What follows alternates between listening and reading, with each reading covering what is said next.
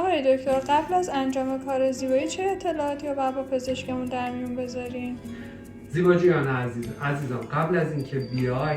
حتما ما رو در جریان قرار بدید که آیا دیابت داشتید، سابقه بیماری‌های قلبی و مغزی پیشرفته داشتید یا نه،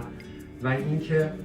داروی خاصی مصرف میکنید، به خصوص آسپرین ها، قرص های مثل ویتامین ای، امگا 3، اینایی که باعث رقیق شدن خون میشه، اینا رو به ما اطلاع بدید.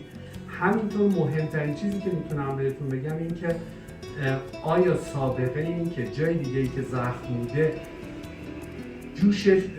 خوب جوش نخورده، به اصطلاح